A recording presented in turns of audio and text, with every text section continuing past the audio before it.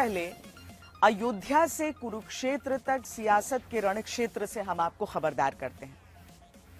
आज प्रधानमंत्री नरेंद्र मोदी अयोध्या नगरी पहुंचे थे। प्राण प्रतिष्ठा के 673 दिनों के बाद प्रधानमंत्री नरेंद्र मोदी और आरएसएस प्रमुख मोहन भागवत ने एक बटन दबाकर रामलला का जो मंदिर है उसके शिखर पर धर्म ध्वजा का ध्वजारोहण किया। एक बार उनका ये कार्यक्रम यहां पर समाप्त हो गया, उसके बाद प्रधानमंत्री निकले कुरुक्षेत्र के लिए। कुरुक्षेत्र में श्री गुरु तेग बहादुर सिंह जी के 350वें बलिदान दिवस पर वो पहुंचे थे। इन दोनों जगहों पर प्रधानमंत्री नरेंद्र मोदी की तरफ से जो बातें कही गईं, वो कुछ सवाल उठा रही हैं। सवाल ये उठा रही हैं कि इन दोनों ही जगहों पर कही हुई उनकी बातों के बीच राजनीति के किस तरह के संकेत छिपे हैं। अयोध्या के राम मंदिर को लेकर सदियों से चले जय पराजय के झगड़े में 3 तस्वीरें पहले याद करनी जरूरी है। पहली तस्वीर राम मंदिर के उस अस्तित्व की जिसे तोड़कर बाबरी मस्जिद अयोध्या में बनती है, और फिर तस्वीर टेंट वाले उन रामलला की जो बाबरी ढांचे को गिराकर 1992 में आता है। लेकिन भारत की जय पराजय के झगड़े में इतिहास नहीं, वर्तमान को अब देखना जरूरी है। वक्त का पहिया पूरा घूम चुका है। अयोध्या में इन 2 हाथ पर गौर करिए। एक हाथ देश के प्रधानमंत्री और बीजेपी के सबसे बड़े नेता नरेंद्र मोदी का, जिनकी पार्टी ने 1989 में यानी अब से 36 साल पहले देश के भीतर संघ परिवार की तरफ से पहले से चलाए जा रहे राम मंदिर आंदोलन का समर्थन किया, और दूसरा हाथ संघ प्रमुख मोहन भागवत का, जिनके संघ परिवार ने 1984 यानी 41 साल पहले राम मंदिर आंदोलन की शुरुआत की। 5 सदियां जिस अयोध्या में राम मंदिर के पूर्ण निर्माण में लग गई, वहां पिछले साल जनवरी में रामलला की मूर्ति की प्राण प्रतिष्ठा के 673 दिन बाद अभिजीत मुहूर्त में वो धर्म ध्वजा राम मंदिर के शिखर पर आरोहित होती है, जिसको इतिहास नहीं वर्तमान की राजनीतिक, सामाजिक, धार्मिक जमीन पर देखने और समझने की बहुत जरूरत है। जहां चढ़ते भगवा धर्म ध्वज के साथ भावों का ज्वार भाटा प्रधानमंत्री अपने मन मस्तिष्क में समेटे दिखते हैं। ये ध्वजारोहण देखते हुए प्रधानमंत्री के दिमाग में क्या चलता रहा? जिस ध्वज के शिखर पर पहुंचने की राह में सदियां बीती, उस धर्म ध्वजा को एकटक निहारते प्रधानमंत्री के दिल में क्या चलता रहा? क्या ये केवल सदियों की वेदना भरने वाला पल रहा, या फिर ये भविष्य में विकसित भारत का परचम लहराने का स्वप्न देश को देने वाला लम्हा है? या फिर ये वो पल है जो कहता है कि इसी धर्म ध्वजारोहण स्थल से निकली बातें देश के राजनीतिक पटल पर नया समीकरण रच देंगी?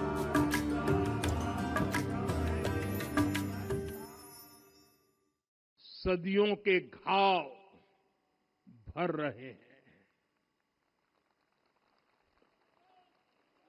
सदियों की वेदना आज विराम पा रही है।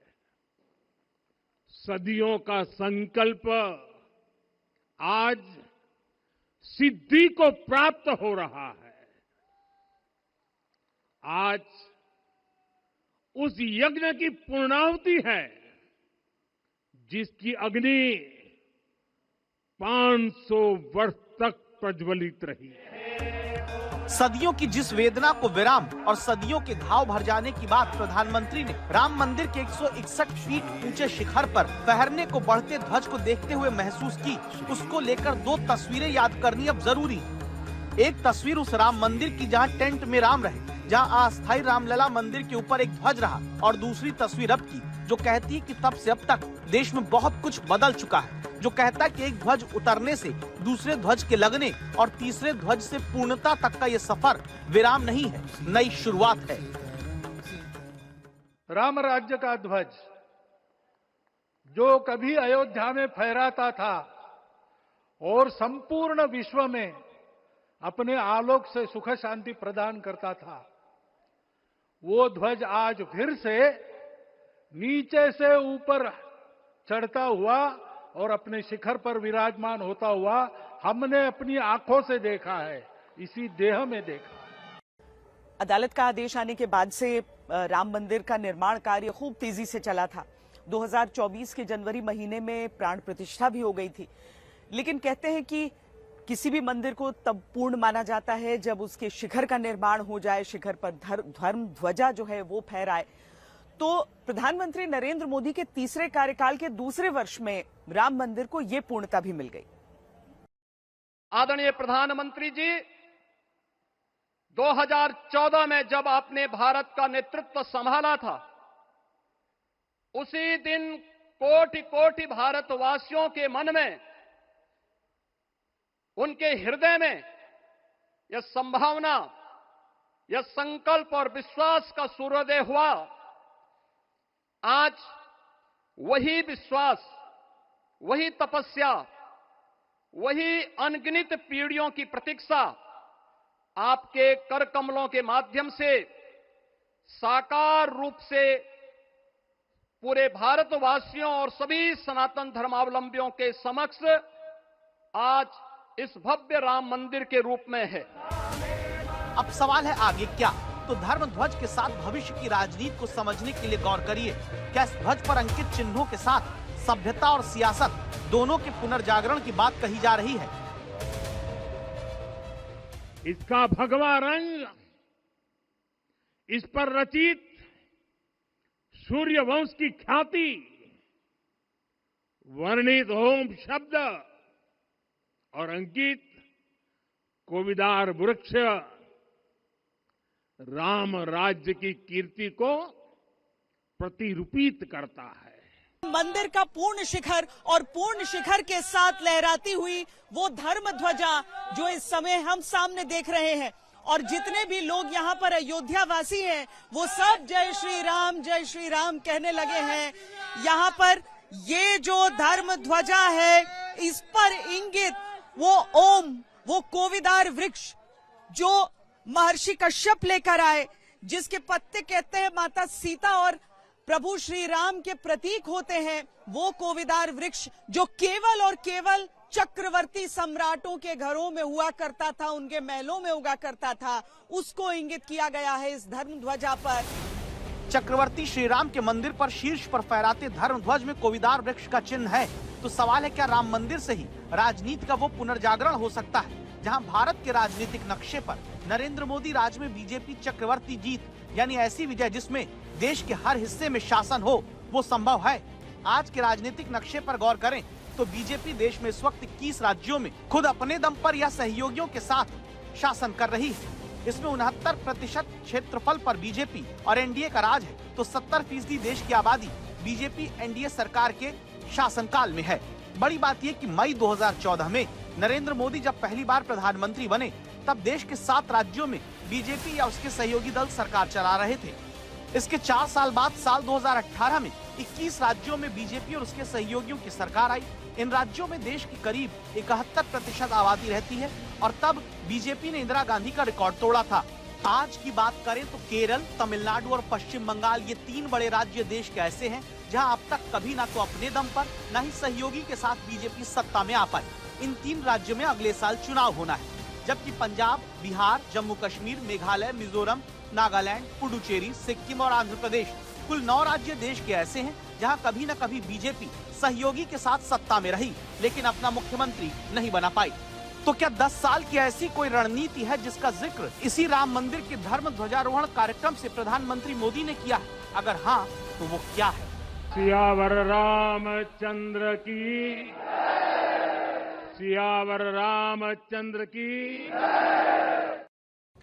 10 साल की बात जो प्रधानमंत्री नरेंद्र मोदी करते हैं उसे ध्यान से अगर देखिए, गुलामी का जिक्र जब वो करते हैं और गुलामी की मानसिकता की बात अगर वो करते हैं तो केवल ब्रिटिश हुकूमत को उसके लिए नहीं वो कोस रहे हैं, बल्कि उस गुलामी की मानसिकता को किस तरीके से ढोया गया उस बात की ओर इशारा करते हैं। और जब इस बात पर इशारा करते हैं तो सीधे सीधे कटघरे में आ जाती है कांग्रेस पार्टी, और प्रधानमंत्री स्पष्ट कहते हैं कि गुलामी की मानसिकता को रामत्व ने नकारा है। ये ध्वज संकल्प है, ये ध्वज सफलता है, ये ध्वज संघर्ष से सृजन की गाथा है, ये ध्वज सदियों से चले आ रहे स्वप्नों का साकार स्वरूप है। अयोध्या में राम मंदिर के ध्वजारोहण पर प्रधानमंत्री नरेंद्र मोदी ने राम राज्य की गौरव गाथा, विकसित भारत और मानसिक गुलामी से मुक्ति की बात के साथ कही है। इस ध्वज को भारतीय सभ्यता के पुनर्जागरण का ध्वज बताया है। ये धर्म ध्वजा केवल एक ध्वजा नहीं, ये भारतीय सभ्यता के पुनर्जागरण का ध्वज है। पुनर्जागरण के बाद यूरोप पहले से ज्यादा आधुनिक बनकर उभरा था, तो सवाल है कि क्या भारत भी वैसे ही दौर से गुजर रहा है और इसका लॉर्ड मैकाले से फिर क्या रिश्ता है, जिसके बहाने प्रधानमंत्री नरेंद्र मोदी लगातार कांग्रेस को गुलामी की मानसिकता में डूबा कहते हैं। जब नेहरू जी प्रधानमंत्री थे तब मुंबई में मजदूरों की एक हड़ताल हुई। उसमें मशहूर गीतकार मजरूह सुल्तानपुरी जी ने एक गीत गाया था, कॉमनवेल्थ का दास है, ये कविता उन्होंने गाई थी। प्रधानमंत्री नरेंद्र मोदी भारत पर विदेशी मानसिकता के हावी रहने का दोष कांग्रेस और पंडित जवाहरलाल नेहरू पर लगाते हैं। उनके मुताबिक इस सोच ने देश को दुनिया में बदनाम कर दिया। शाही परिवार के आर्थिक कुप्रबंधन और गलत नीतियों के कारण पूरे समाज को दोषी ठहराया गया और दुनिया भर में बदनाम किया गया। लेकिन मोदी का दावा है कि वो लगातार इस औपनिवेशिक सोच के चंगुल से देश को आजाद करवा रहे हैं, जिसके पूरी तरह खात्मे के लिए उन्होंने 10 साल का लक्ष्य रखा है। 190 साल पहले साल 1835 में 1835 में मैकाले नाम के एक अंग्रेज ने भारत को अपनी जड़ों से उखाड़ने के बीज बोए थे। मैकाले ने भारत में मानसिक गुलामी की नींव रखी थी। 10 साल बाद यानी 2035 में उस अपवित्र घटना को, भारत को गुलामी की मानसिकता से मुक्त करके रहेंगे कि मैकाले ने जो कुछ सोचा था उसका प्रभाव कहीं व्यापक हुआ। हमें आजादी मिली लेकिन हीन भावना से मुक्ति नहीं मिली। हमारे यहां एक विकार आ गया कि विदेश की हर चीज, हर व्यवस्था अच्छी है और जो हमारी अपनी चीजें हैं उनमें खोट ही खोट है। लॉर्ड मैकाले पर आरोप लगता है कि उन्होंने ऐसी शिक्षा व्यवस्था बनाई जिससे गुलामी की मानसिकता को बढ़ावा मिला। मैकाले का कहना था कि वो भारत के लोगों को ऐसी शिक्षा देना चाहते हैं जिससे वो रंग या शक्ल से तो भारतीय रहें लेकिन उनका दिमाग ब्रिटिश हो जाए। आजादी के बाद भी ये शिक्षा व्यवस्था चलती रही, जिसने काम की कुशलता के आधार पर आंकने वाली वैदिक शिक्षा व्यवस्था को खत्म कर रट्टा मारकर नंबर लाने की प्रथा की शुरुआत कर अंग्रेजी को संस्कृत और दूसरी भाषाओं पर तरजीह दी। प्रधानमंत्री के मुताबिक इसी मानसिकता के प्रभाव ने अपनी चीजों में खोट निकालने की ऐसी प्रथा की शुरुआत की जिसने भारत को आजाद होकर भी आजाद नहीं होने दिया, और इसी गुलामी के प्रतीक ने रामत्व को नकारने की हिम्मत दी। आरजेडी कांग्रेस के नेताओं को राम मंदिर के निर्माण से भी परेशानी है। आपने कभी ये आरजेडी वालों को, कांग्रेस वालों को राम मंदिर जाते देखा क्या अयोध्या में? नहीं, क्योंकि उन्हें डर है कि अगर वे अयोध्या में प्रभु श्री राम के दर्शन कर लेंगे तो उनकी वोट बैंक नाराज हो जाएगी। पिछले साल जनवरी में प्राण प्रतिष्ठा के बाद से राम मंदिर के दर्शन के लिए 6 करोड़ 65 लाख से ज्यादा लोग अयोध्या जा चुके हैं। आरजेडी कांग्रेस के लोगों को विदेश में घूमने की फुर्सत है, लेकिन 500 साल के इंतजार के बाद जो भव्य मंदिर बना उसे देखने की इनकी इच्छा नहीं होती है। बहुत सारे जानकार राम और राम मंदिर को लेकर कांग्रेस की तरफ से जाने अनजाने बयानों को उत्तर भारत में उसके पतन के लिए जिम्मेदार कहते हैं। मोदी ने इसे गुलामी की मानसिकता से जोड़कर और गहरा करने का प्रयास किया है। नेताजी सुभाष भारत की विरासत पर गर्व करते थे और भारत को जल्द से जल्द आधुनिक भी बनाना चाहते थे। अगर आजादी के बाद हमारा भारत सुभाष बाबू की राह पर चला होता तो आज देश कितनी ऊंचाइयों पर होता। लेकिन दुर्भाग्य से आजादी के बाद हमारे इस महान नायक को भुला दिया गया। साल 2014 के बाद से नरेंद्र मोदी सरकार की तरफ से लगातार गुलामी के प्रतीकों को बदलने का दावा होता आया है, जिसमें किंग्सवे यानी राजपथ का नाम बदलकर कर्तव्य पथ करना हो, इंडिया गेट पर जॉर्ज पंचम की मूर्ति की जगह नेताजी की मूर्ति लगवाना हो, नौसेना का ध्वज बदलना हो या फिर पीएम आवास के नाम को 7 रेस कोर्स से 7 कल्याण मार्ग करना हो। मोदी सरकार आम बजट में रेल बजट के विलय और फरवरी के आखिरी की जगह 1 फरवरी को बजट पेश किए जाने को अपने इसी प्रयास से जोड़ती है।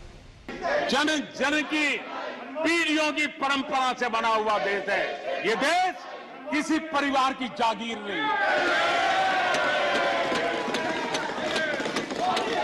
हमने मेजर ध्यानचंद जी का नाम पर खेल रत्न का पुरस्कार कर दिया। अंडमान में नेताजी सुभाष के नाम पर, स्वराज के नाम पर हमने द्वीपों का नामकरण किया। हमें गर्व हो रहा है। बिहार चुनाव के समय भी प्रधानमंत्री नरेंद्र मोदी ने महागठबंधन को घेरा था और ये कहा था कि जो गुलामी की मानसिकता वाली पार्टियां हैं उनके पास ये तो समय है कि वो विदेश जाएं, लेकिन इतना समय नहीं है कि 500 साल की प्रतीक्षा के बाद बने राम मंदिर में दर्शन के लिए जाएं।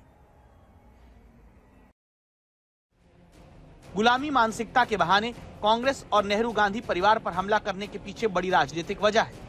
बीजेपी भले ही लगातार तीसरी बार सत्ता में हो, लेकिन जिस तरह से 2024 के चुनाव में कांग्रेस फिर से 100 सीट जीतने के करीब तक पहुंची, उसे देखते हुए कांग्रेस पर आस्था और संस्कृति से खिलवाड़ का दोष देना बीजेपी की राजनीतिक रणनीति लगती है। 2024 में कांग्रेस ने बीजेपी से सीधी भिड़ंत वाली सीटों में 62 सीटें जीती, जबकि साल 2019 के चुनाव में उसे केवल 15 सीट मिली थी। 2024 के आम चुनाव में बीजेपी और कांग्रेस के बीच 215 सीटों पर सीधा मुकाबला हुआ था, जिनमें 135 सीट बीजेपी जीती थी। हालांकि इससे पहले 190 सीटों पर हुई सीधी टक्कर में बीजेपी 175 सीट जीती थी। इस तरह 2019 के 92% के स्ट्राइक रेट के मुकाबले 2024 में स्ट्राइक रेट 72% पर आ गया। इसकी बड़ी वजह उत्तर प्रदेश, बिहार, राजस्थान और हरियाणा में कांग्रेस का बेहतर प्रदर्शन रहा। बीजेपी की कोशिश राम मंदिर और सांस्कृतिक विरासत के बहाने कांग्रेस से सीधी टक्कर वाली सीटों पर स्थिति मजबूत करने की है। नई शिक्षा नीति में मातृभाषा में शिक्षा पर जोर प्रधानमंत्री मोदी की इसी कोशिश को दिखाता है, जिसके जरिए वो नेहरू गांधी परिवार और कांग्रेस को गुलामी की मानसिकता का दोष देते हैं, जिसे भारतीय भाषाओं की पहचान दिलाकर G20 और दूसरे वैश्विक मंचों पर हिंदी में अपनी बात रखकर भारतीय भाषाओं में मेडिकल और दूसरी तकनीकी पढ़ाई को बढ़ावा देकर ठीक करने का दावा होता है, ताकि ये संदेश दिया जा सके कि जो भी समाज अपनी विरासत पर गर्व नहीं करता, उसमें आगे बढ़ने का आत्मविश्वास पैदा ही नहीं हो सकता है।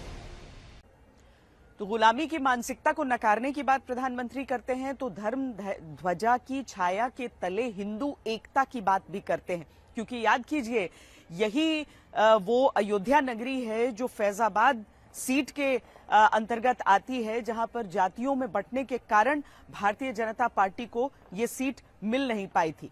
अब प्रधानमंत्री नरेंद्र मोदी यहीं से हिंदू एकता की अलख जगाते हुए जातियों के बंटवारे को दूर करने के लिए ये कहते हैं कि राम भेद नहीं भाव को देखते हैं।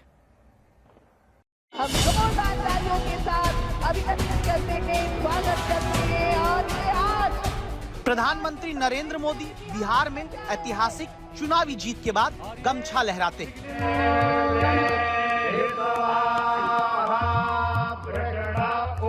और फिर पहले ऐसे कार्यक्रम में अयोध्या पहुंचते हैं जहां राम मंदिर का धर्म ध्वज लहराया जाता है।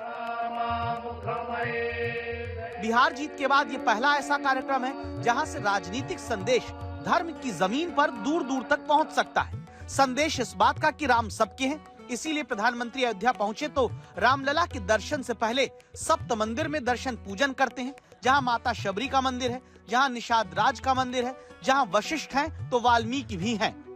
मैं आज हर देशवासी से कहूंगा कि वो जब भी राम मंदिर आए तो सप्त मंदिर के दर्शन भी अवश्य करें। ये मंदिर हमारी आस्था के साथ साथ मित्रता, कर्तव्य और सामाजिक सद्भाव के मूल्यों को भी शक्ति देते हैं। अयोध्या से सामाजिक सद्भाव का वो संदेश देने की भरपूर कोशिश हुई जिसकी सियासी चूक कहा जाता है कि प्राण प्रतिष्ठा कार्यक्रम के दौरान हुई। पिछली बार जब इस मंदिर में प्राण प्रतिष्ठा हुई थी तब जितने चेहरे बैठे थे उस प्रांगण में सब जाने पहचाने चेहरे थे। कोई किसी फिल्म स्टार को पहचानता था, कोई किसी क्रिकेट स्टार को पहचानता था, कोई संतों को पहचानता था, कोई राजनेताओं को पहचानता था। लेकिन आज जितने चेहरे आपको दिखाई देंगे उसमें शायद आप किसी को नहीं पहचान पाए, इक्के दुक्के लोगों को पहचान पाए। और आज की सबसे जो सुखद तस्वीर यही है, हजारों अनजान चेहरे जो अपने अपने समाज के, अपने अपने बिरादरी के ऐसे लोग जो जुड़े रहे हैं इस संस्कृति से, इस सनातन परंपरा से, ऐसे तमाम लोगों की वहां मौजूदगी है। और ये वो सभी लोग हैं जिसके लिए बार बार ये कहा जा रहा है कि वो तमाम ऐसे लोग हैं जो हाशिए पर रहने वाली बिरादरियां हैं, जिन्हें लोग कम पहचानते हैं, जिनके बारे में चर्चाएं कम होती हैं। अयोध्या के कार्यक्रम में 7000 सर्व समाज के लोगों को खास आमंत्रण देकर इस बार बुलाया गया। अवध क्षेत्र के 13 जिलों के जो विशेष अतिथि यहाँ पर इस बार बुलाए गए उसमें वंचित समाज पर ज्यादा जोर रहा, जिनमें कहार, बारी, बक्सोर, नाई, कुम्हार, गडेरिया, लोधी, यादव, पत्थरकट, माली, धोबी, लोहार, बढ़ई, तमोली, मौर्य, कसौधन, बहेलिया, पासी, वाल्मीकि, रविदास, कंजर, नट, कुर्मी और सिख समाज के लोग विशेष आमंत्रित रहे।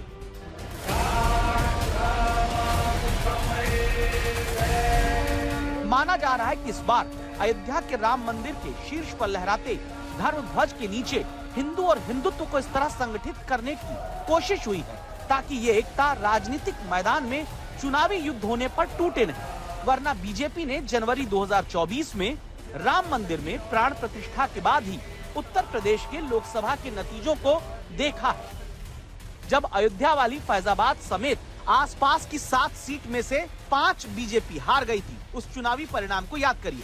फैजाबाद अयोध्या से जुड़ी सीट समाजवादी पार्टी जीती थी, अयोध्या से सटी बस्ती सीट समाजवादी पार्टी जीती, अंबेडकर नगर सुल्तानपुर में समाजवादी पार्टी जीती, बाराबंकी और अमेठी कांग्रेस जीत गई।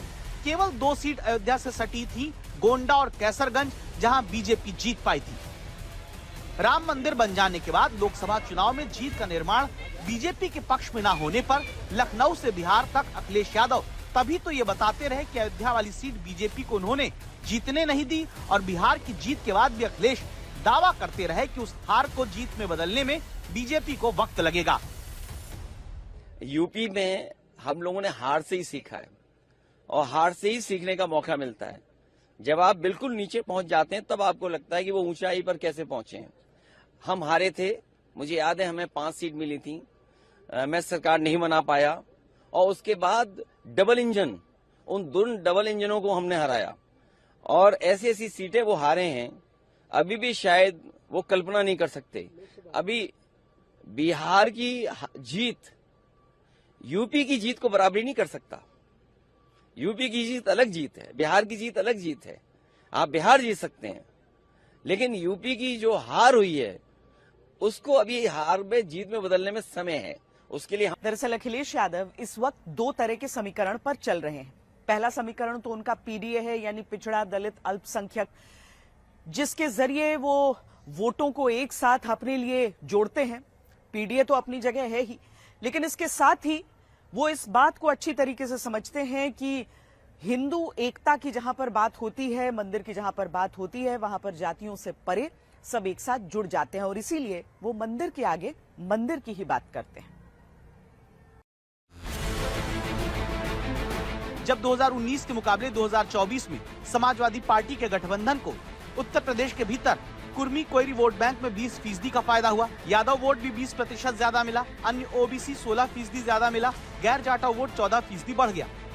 यही वजह रही कि अयोध्या से जुड़ी फैजाबाद लोकसभा सीट पर बीजेपी को हराकर सांसद बने दलित समाज के नेता अवधेश प्रसाद को अपना पोस्टर बॉय बनाकर पहले संसद तक अखिलेश ले गए, फिर बिहार में स्टार प्रचारक बनाकर उतारा। इन्हीं अवधेश प्रसाद की सीट का जिक्र करके प्रचार तक में अखिलेश ये कहते रहे कि अवध से मगध तक बीजेपी हारेगी। अयोध्या भी हम लोगों ने हरा दिया।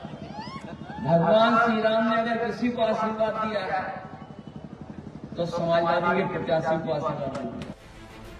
बिहार में ना तो अवधेश चले ना अखिलेश चले, लेकिन समाजवादी पार्टी से चुने गए एससी समाज के सांसद अवधेश प्रसाद कहते हैं कि बीजेपी भले अब वंचित समाज के लोगों को जोड़ने की कोशिश करे, लेकिन उनको राम मंदिर के कार्यक्रम में नहीं बुलाया गया।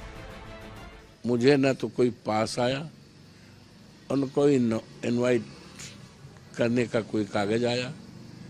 लोगों का कहना है कि इसमें वही लोग जा पाएंगे जिनको पास रहेगा, जिनको इनवाइट किया जाएगा वही जा पाएंगे। तो भाई हमें तो अभी तक तो न मेरे पास आया ना इनवाइट किया गया। इस बार कहा जा रहा है कि वंचित समाज, ऐसा समाज जो कि जो इस अयोध्या का है, अयोध्या के आसपास का है, किन्नर, अघोड़ी, जितने भी ऐसे समाज हैं, उनको कहा जा रहा है कि उनको इस बार बुलाया गया है। और प्रधानमंत्री इस बार सबको ऐसे लोगों को बुला रहे हैं जो लोग छूट गए। ऐसा है, साक्ष्य जो है आपके सामने, साक्ष्य के लिए दूसरे सबूत की जरूरत नहीं है। जहां आपके पास साक्ष्य हो, एविडेंस हो और सफिशिएंट साक्ष्य हो, सफिशिएंट एविडेंस हो, तो उसके लिए दूसरा साक्ष्य ढूंढने की जरूरत क्या है। क्या मुझे आप मानते हो? Awadhesh Prasad, I belong to schedule caste. Awadhesh Prasad ने पोस्ट करके ये सियासी आरोप लगाया कि उन्हें दलित होने के कारण निमंत्रण नहीं दिया गया। लेकिन उसी अयोध्या में दूसरी तरफ वो आम लोग हैं जो सड़क चौराहे पर ही खड़े होकर राम मंदिर धर्म ध्वजारोहण कार्यक्रम देखकर खुश नजर आए। जब ध्वजारोहण हो रहा है बड़ी बड़ी एलईडी स्क्रीन पर, पूरी अयोध्या को ये धर्म ध्वज दिखाया जा रहा है, जहां ओम के साथ सूर्य नारायण खुद श्री रामचंद्र के शिखर पर स्थापित हो गए हैं। मोदी जी ने जो किया हिंदू धर्म के लिए, हम उसे बहुत पसंद है और उनके व्यवस्था के और आगे की भी बहुत अच्छा है। जो एक कमी थी वो आज पूरी हो गई है। आदरणीय मोदी जी के हाथों से ये जो ध्वजारोहण का कार्यक्रम हुआ है, मन प्रफुल्लित है, दिवाली का माहौल है। और यही स्टेट है। इस बीच एक पोस्ट अखिलेश यादव की आती है जो इटावा में बनते केदारेश्वर मंदिर के साथ जोड़कर लिखते हैं कि पूर्णता ही पूर्णता की ओर ले जाती है। ईश्वरीय प्रेरणा से इटावा में निर्माणाधीन श्री केदारेश्वर महादेव मंदिर के पूर्ण होने पर अन्य मंदिरों के दर्शन का भी संकल्प पूरा करेंगे। तो क्या अखिलेश यादव इटावा में केदारेश्वर मंदिर बन जाने के बाद अयोध्या के राम मंदिर में दर्शन करने जाएंगे?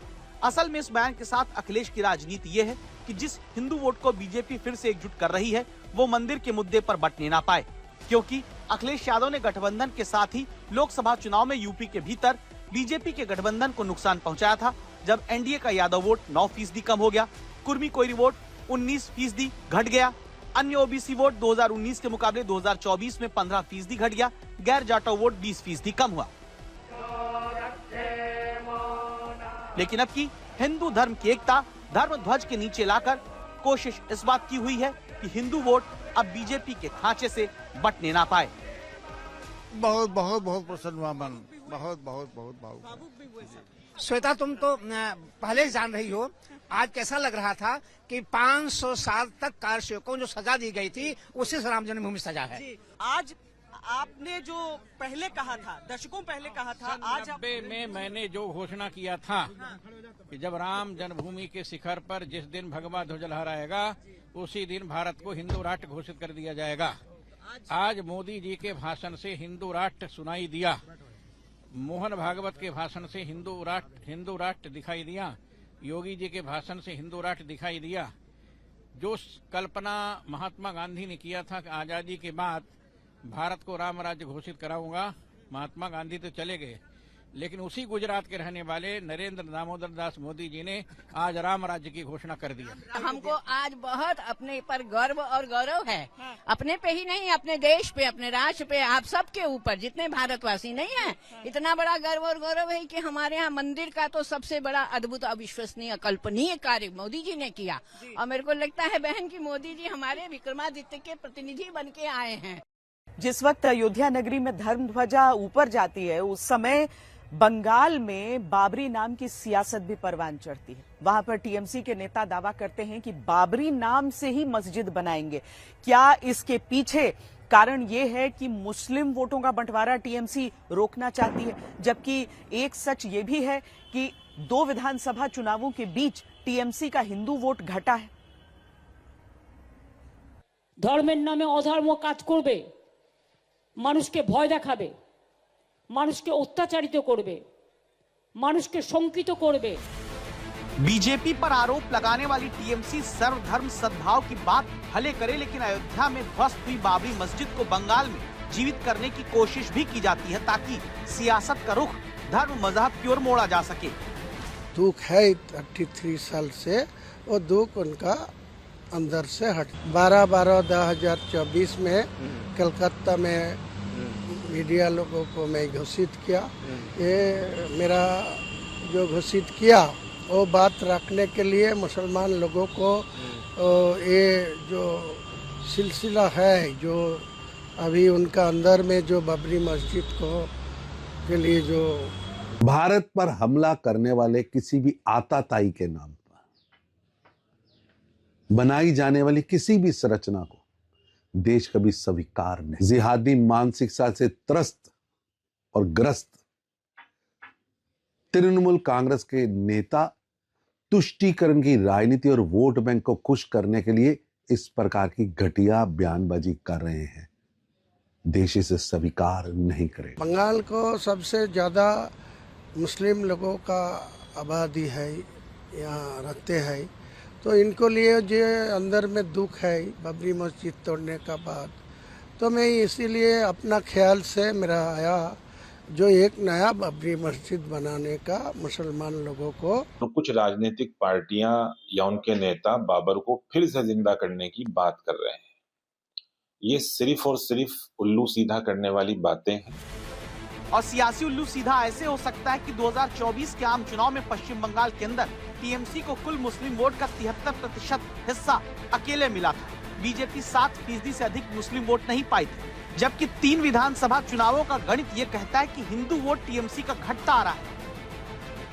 कहीं ये मुस्लिम वोट जो अब तक मजबूती से मिलता आया है वो कांग्रेस लेफ्ट या तीसरी ताकत की तरफ तक खिसक जाए? क्या इस डर से टीएमसी के नेता ने मुर्शिदाबाद के बेलदांगा में बाबरी मस्जिद की बुनियाद डालने का ऐलान कर दिया? ভয় পাবেন না, আতঙ্কিত হবেন না, আমরা থাকতে আপনাদের তাড়াতে আমি দেব না, নিশ্চিন্তে থাকুন।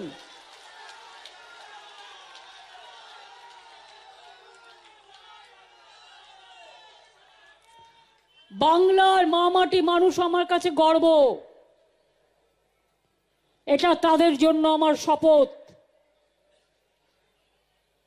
বিজেপি ভয় দেখিয়ে প্রচার করছে, আমি বলছি আপনারা ভয় পাবেন না যে চলে যেতে হবে। আমি ওদের কাছে একটা কোয়েশ্চেন করি, গভর্নমেন্ট অফ ইন্ডিয়ার কাছে, যদি বাংলাদেশি তাড়াবার জন্য এসআইআর করতে হয় তাহলে মধ্যপ্রদেশে নাটক করছেন কেন? ওখানেও খুশবইটি আছে, তাহলে আপনার ডাবল ইঞ্জিন সরকার। राजस्थान।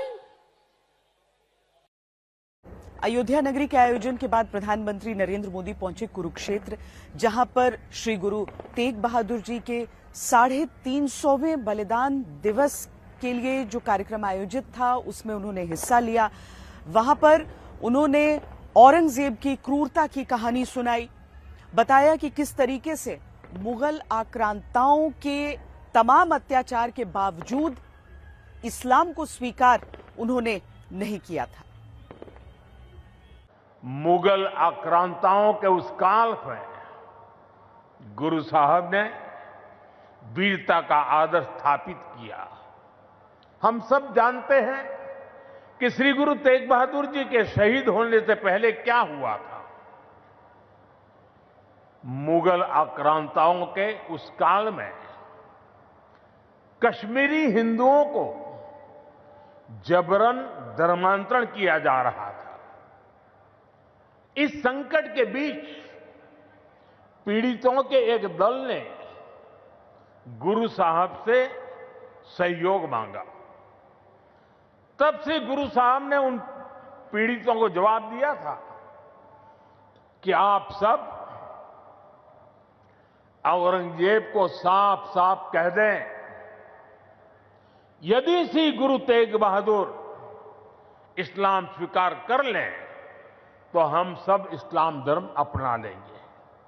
साथियों, इन वाक्यों में श्री गुरु तेग बहादुर जी की निडरता, उसकी पराकाष्ठा थी। जिसकी आशंका थी वही हुआ।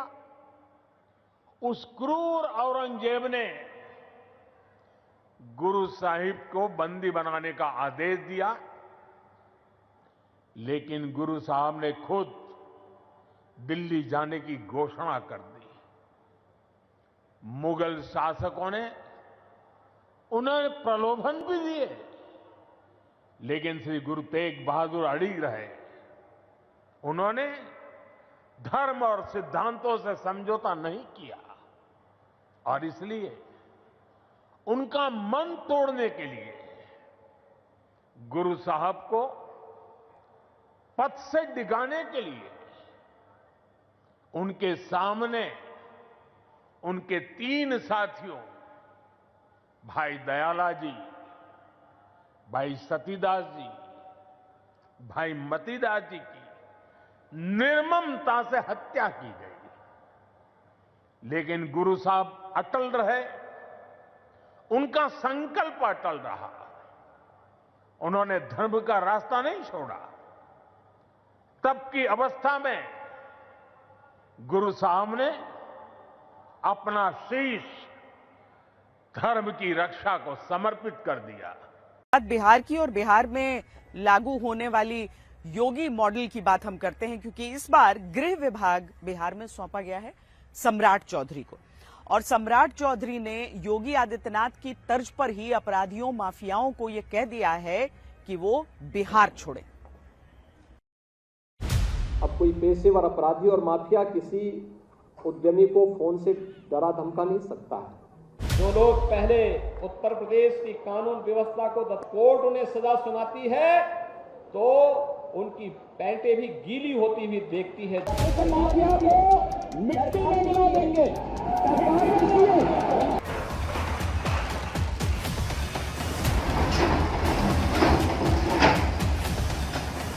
माफिया के खिलाफ योगी मॉडल उत्तर प्रदेश में बीजेपी की सबसे बड़ी सियासी ताकत माना जाता है। सवाल है कि क्या बिहार में भी इसे लागू करना शुरू कर दिया गया।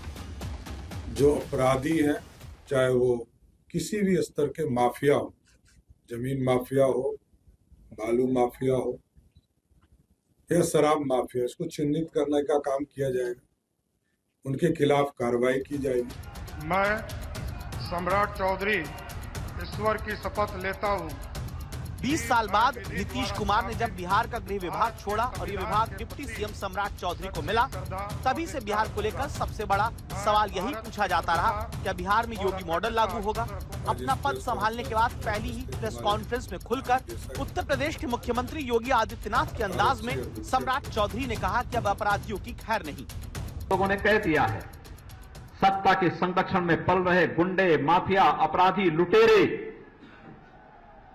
ये सब के सब मेहरबानी करके या तो उत्तर प्रदेश छोड़ करके चले जाएं, और अगर उत्तर प्रदेश में रहेंगे तो फिर उनके लिए 2 जगह होंगी। मुझे लगता है उस जगह कोई भी नहीं जाना चाहेगा और उसके बारे में वो तय कर ले क्या होना है। क्या अपराधियों के लिए खैर नहीं है? अपराधी के लिए ये बिहार नहीं है। बिहार से बाहर ही अपराधी को जाना होगा। तो योगी ने जिस नीति को 2017 में उत्तर प्रदेश में सत्ता मिलने के बाद लागू किया, उसी स्टाइल में बिहार में भी इसे लागू करने की बात कही जाने लगी है। मैं बार बार कहता हूं कि ऑर्गेनाइज क्राइम नहीं होना। किसी भी हालत में ऑर्गेनाइज क्राइम करने वाले खिलाफ बिहार की पुलिस सख्ती के साथ कार्रवाई करेगी। उत्तर प्रदेश की तरह बिहार में भी एंटी रोमियो स्क्वाड बनेगा, जो राज्य के सभी स्कूल कॉलेज के आसपास मनचलों का इलाज करेगा। और जो भी बेटी की सुरक्षा में सेंध लगाएगा, उसका यमराज के घर के लिए टिकट कटवा देंगे। जो हमारे यहाँ जितने स्कूल कॉलेजेस हैं,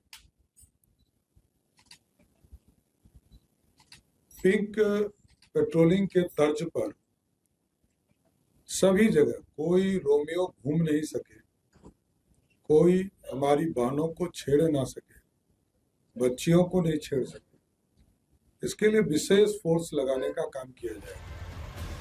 बिहार से जिस तरह की तस्वीरें आ रही उसे देखते हुए लगता है कि बिहार में योगी मॉडल को पुलिस ने अपनाना शुरू कर दिया है। ये बेगूसराय की तस्वीर है, जहां एक बदमाश का पुलिस ने एनकाउंटर करके बड़ी तादाद में उससे हथियार बरामद किया। ये बदमाश अपने साथियों के साथ मिलकर किसी बड़ी वारदात को अंजाम देने की साजिश रच रहे थे, लेकिन पुलिस ने पहले ही धर दबोचा।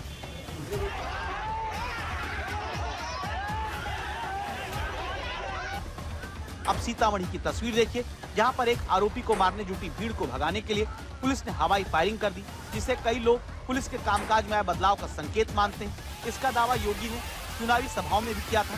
वादा किया था कि यूपी की तरह बिहार में भी माफियाओं के घरों पर बुलडोजर चलेगा। लॉ एंड ऑर्डर को और बेहतरीन करने की व्यवस्था करनी हो,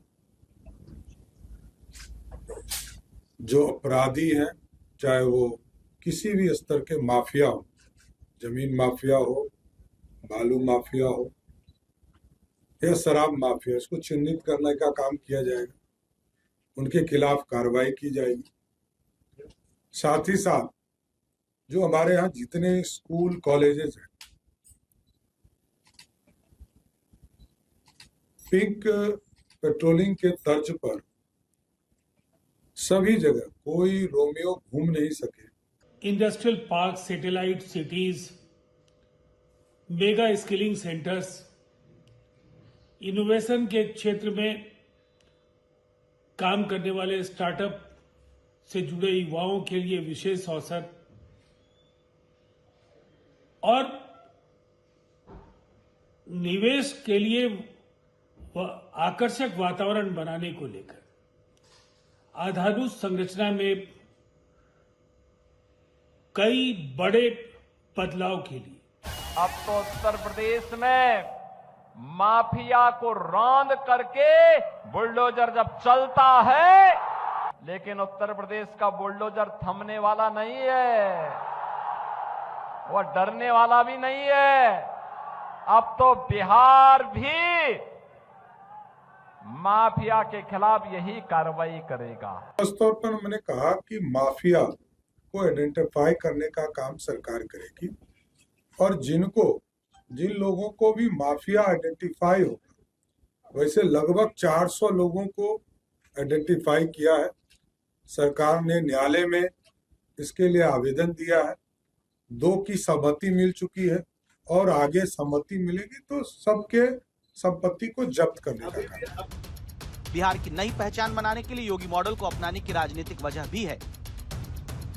बिहार में योगी आदित्यनाथ ने अपनी रैलियों में यूपी की कानून व्यवस्था और माफिया के खिलाफ अपनी नीतियों को आगे रखा था। दावा किया था कि ऐसा बिहार में भी होगा, और बड़ी बात यह है कि योगी ने अपनी सभी 31 जगहों पर की गई सभाओं में ये बात दोहराई, जिनमें से बीजेपी को 28 पर जीत मिली। योगी आदित्यनाथ का स्ट्राइक रेट 90% कहा गया। उनकी आक्रामक और हिंदुत्व केंद्रित रणनीति, खासकर पप्पू, टप्पू और अप्पू वाले बयान ने विपक्ष को मुद्दों से भटका दिया।